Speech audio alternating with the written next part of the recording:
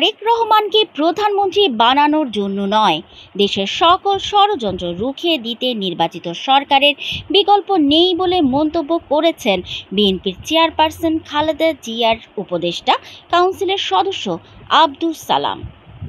নওগাঁর বদলগাছি থেকে খালিদ হোসেন মিলুর প্রতিবেদনে দেখুন বিস্তারিত।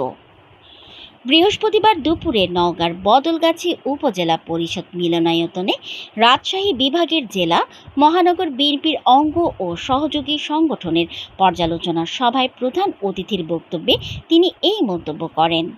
তিনি বলেন, সংস্কারের নামে সময় কালক্ষেপণ করা যাবে না। দেশ পরিচালনার জন্য খালেদা জিয়া ও তারেক রহমানের মতো নেতার প্রয়োজন। তারেক রহমান আগামীতে রাজনৈতিক কর্মী হিসেবে ক্ষমতায় আসবেন।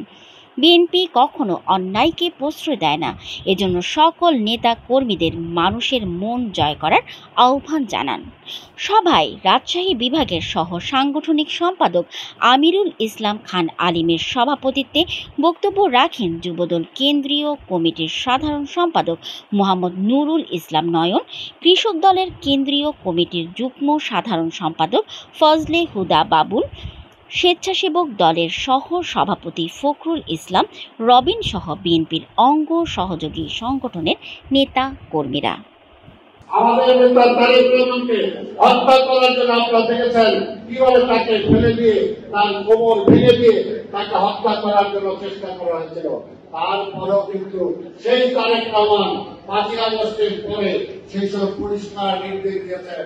এই আওয়ামী লীগ, বিগত আওয়ামী লীগ, বিগত স্বৈরাচার যত অত্যাচার নিপীড়ন নির্যাতন করুক না কেন, এখন আপনারা কেউ আইন হাতে তুলে নেবেন না।